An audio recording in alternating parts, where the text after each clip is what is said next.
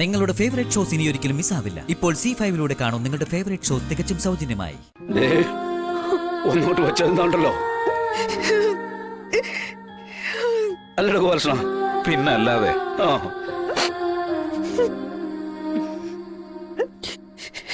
നിന്നോട് രണ്ടെണ്ണം പറഞ്ഞിട്ട് പോകാൻ തന്നെയാ വന്നത്.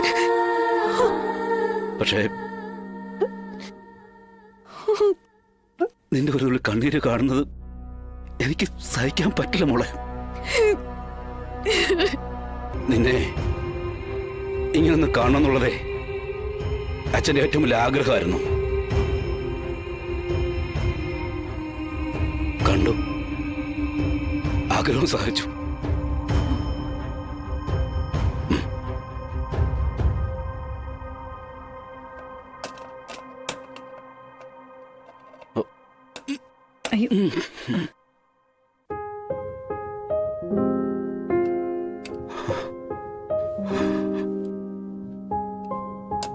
അച്ഛാ,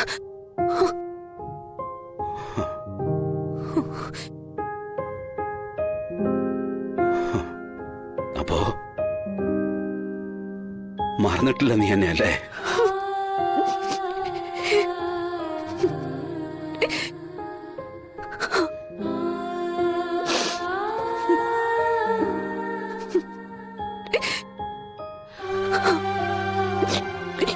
എന്നോട് പൊറുക്കണം. എന്നോട് ക്ഷമിച്ചു എന്ന് പറയാതെ പോയി കളയല്ലേ.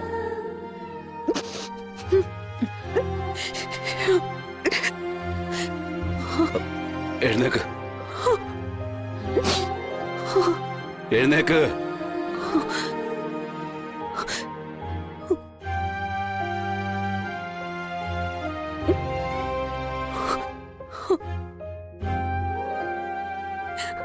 അച്ഛൻ എന്നെ തല്ലിക്കും, മതിയോളം ശിക്ഷിച്ചു. പക്ഷെ എന്നോട് വെറുപ്പ് മാത്രം കാണിക്കല്ലേ. ഒന്നോട്ട് വെച്ചെന്താണ്ടല്ലോ അല്ലട ഗോപാലകൃഷ്ണ, പിന്നല്ലാതെ.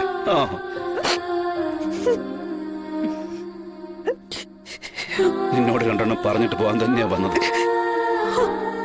പക്ഷേ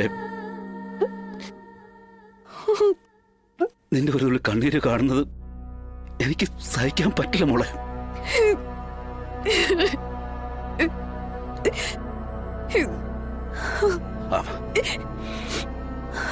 പോട്ടെ, കഴിഞ്ഞതൊക്കെ മറക്കാം, പൊറുക്കാം.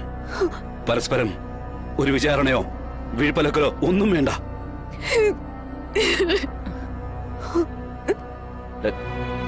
ശാരാമി പറയുന്നു. അതന്നെ രാഘവട്ട, ഞാനും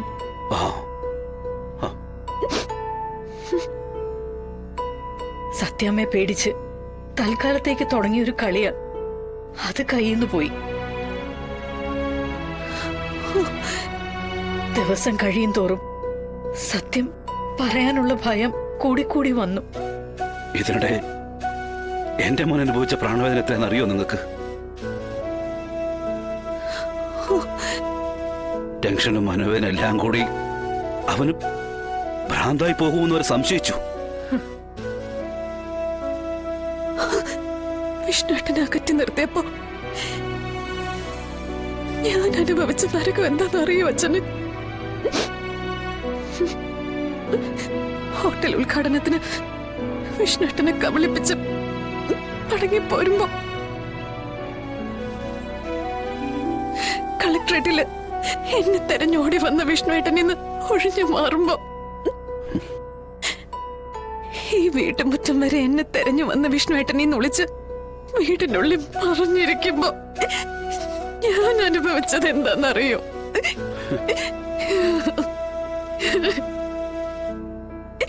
ഒരു സ്വർഗം എന്റെ മുന്നിലുണ്ട്. ഞാനൊന്ന് കൈ നീട്ടിയ അതെനിക്ക് സ്വന്തമാ.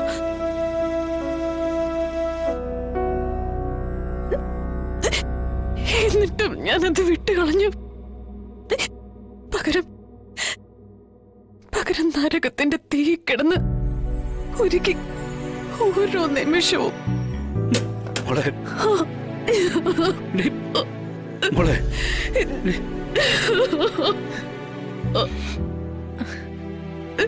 മോളെ ഡേ, വിഷ്ണുവേട്ടൻ എന്റെ പ്രാണന. പ്രാണവായു ഇല്ലാതെ ഒരു മനുഷ്യൻ എങ്ങനെയാ ജീവിക്കുന്നത്? അങ്ങനെയാ ഇത്രയും നാള് ഞാൻ ജീവിച്ചോണ്ടിരുന്ന. കണ്ടില്ലേ രാഘവേട്ട, വലിയ കളക്ടറെ കാണുന്നേ ഉള്ളൂ, വെറും പൊട്ടിപ്പെട.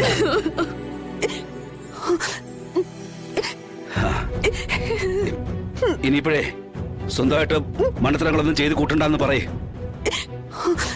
ഇനിയുള്ള കാര്യങ്ങളെ ഞങ്ങള് മുതിർന്നവർ തീരുമാനിക്കും. ആ അല്ലേ ഗോലകൃഷ്ണ? പിന്നല്ലാതെ. ആ അല്ല രാഘവേട്ട, നാളെ വിഷ്ണുവിന്റെ വിവാഹ നിശ്ചയമെന്ന് പറഞ്ഞു. ഒന്ന് പോകാൻ പറ ശാരദാമേ. വിഷ്ണുവിനോ ഞങ്ങൾക്ക് ആർക്കുമോ ഇഷ്ടമല്ലാതെ ഭാമയ്ക്കും പെൺകുട്ടിയുടെ വീട്ടുകാർക്ക് മാത്രമായിട്ട് അങ്ങനെ വിവാഹം നിശ്ചയം നടത്താൻ പറ്റുമോ?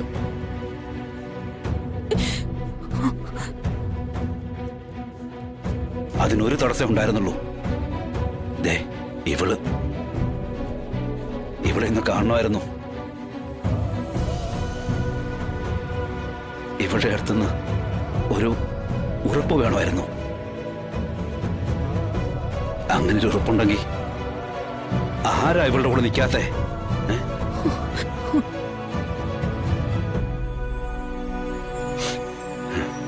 വിഷ്ണുവിന്റെ ഭാര്യയെ മുമ്പിൽ നിൽക്കുന്നേ. നിശ്ചയത്തിന് ഒരുങ്ങി നിൽക്കുന്ന പെണ്ണിന്റെ മുഖത്ത് നോക്കി നീ ആരാടി ഇവിടെ ഒറ്റ ചോദ്യം ചോദിച്ചാ അവിടെ ഉരുകി വീഴുന്നതേ ഉള്ളൂ എല്ലാം. വിഷ്ണുവിനെ തടഞ്ഞു നിർത്താൻ പിന്നെ ഏത് ശക്തിക്കാ കഴിയുക? മോളെ, നീ വരണം. വിഷ്ണുവിന്റെ പെണ്ണായിട്ട് ജില്ലാ കളക്ടറുടെ എല്ലാ പകട്ടും പത്രാസുമായി നീ സത്യഭാമയുടെ വീട്ടുമുറ്റത്ത് വന്ന് ഇറങ്ങണം. അത് ഈ അച്ഛന് കാണണം. ഞാൻ വരാച്ച.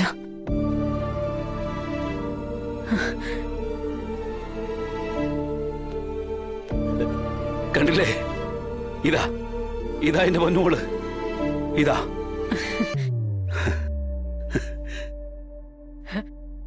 അയ്യോ, രാഘവേട്ടന് കുടിക്കാൻ വെള്ളം പോലും എടുത്തില്ല.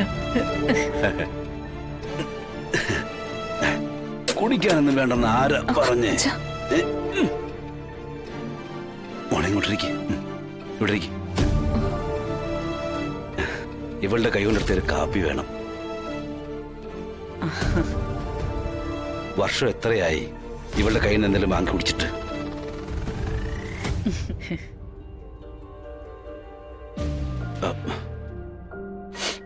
പിന്നെ സൂക്ഷിച്ചു വേണം കാപ്പി ഉണ്ടാക്കാൻ.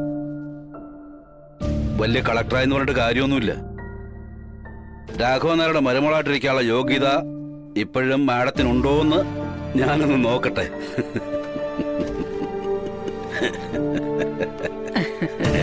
ചെല്ലടി. പോട്ടെ. ഡൗൺലോഡ് ചെയ്യൂ C5 ആപ്പ്. കാണൂ എല്ലാ എപ്പിസോഡുകളും സൗജന്യമായി.